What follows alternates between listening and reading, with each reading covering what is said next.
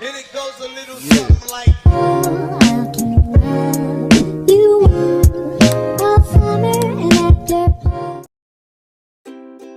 Assalamualaikum warahmatullahi wabarakatuh.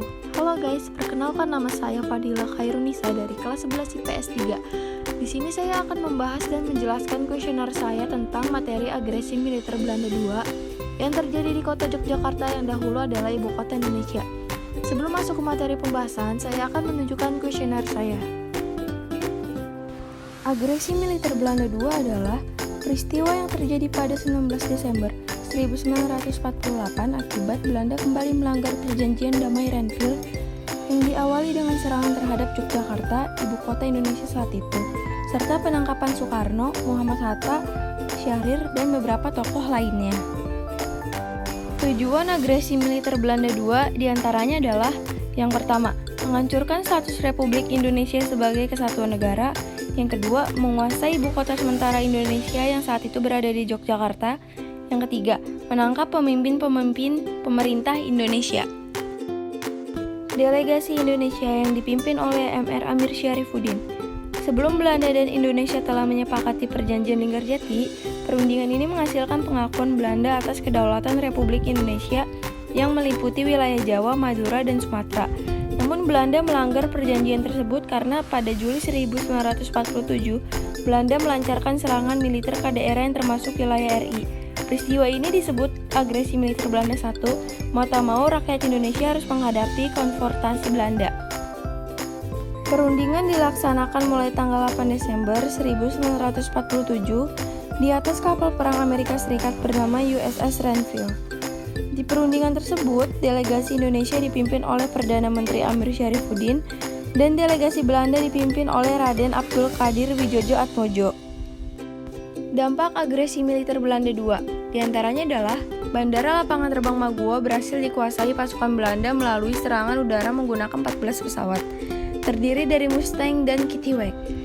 Korban tewas di pihak TNI sebanyak 128 pasukan saat terjadi serangan di Bandara Maguwo. Pembentukan PDRI, Pemerintah Darurat Republik Indonesia, di Bukit Tinggi. Tokoh-tokoh yang terlibat dalam agresi militer Belanda II diantaranya adalah Soekarno, Muhammad Hatta, Jenderal Abdul Haris Nasution, Jenderal Simon Hendrik Spoor, dan Jenderal Meyer. Apakah Indonesia menang dari pertempuran militer Belanda II?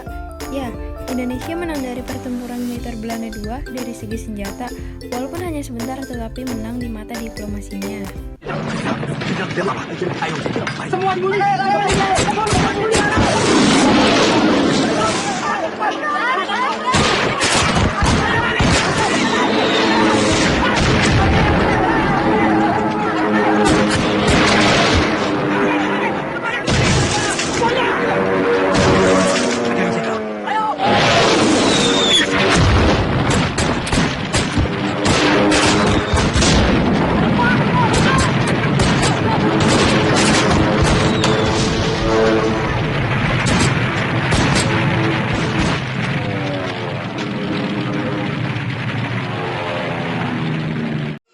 Saya ingin terus bersama Jenderal.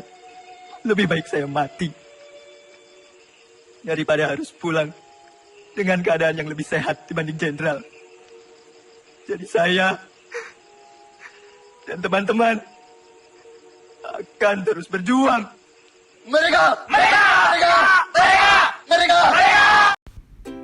Terjadinya perang gerilya. Perang gerilya adalah suatu taktik perang yang dilakukan secara bersembunyi dan berpindah-pindah. Awal mula terjadinya perang ini yakni pasukan tentara Belanda melakukan serangan penyerangan militer kedua dan melakukan serangan dari udara, laut, dan darat ke seluruh wilayah Nusantara pada tanggal 19 Desember 1948. Gambar di samping adalah taktik perang gerilya Jenderal Sudirman. Kepanjangan PDRI. PDRI adalah penyelenggara pemerintahan Republik Indonesia periode 22 Desember 1948 hingga 13 Juli 1949. Konsolidasi TNI. Menyikapi serangan ini, TNI menggunakan strategi pertahanan linier dengan menempatkan pasukan di perbatasan musuh atau garis terdepan. Ternyata konsep linier ini tidak cocok diterapkan pada TNI yang secara persenjataan kalah jauh dari tentara Belanda. Para petinggi TNI menerapkan konsepsi perang yang berbeda, yaitu sistem Wehrkreis. Perjanjian Roem-Royen. Perjanjian Roem-Royen antara Indonesia dengan Belanda yang diadakan pada tanggal 14 April 1949 dan akhirnya ditandatangani pada tanggal 7 Mei 1949 di Hotel Den Indes, Jakarta. Isi perjanjian Roem-Royen untuk Indonesia diantaranya adalah Angkatan Bersenjata Indonesia akan menghentikan semua aktivitas gerilya.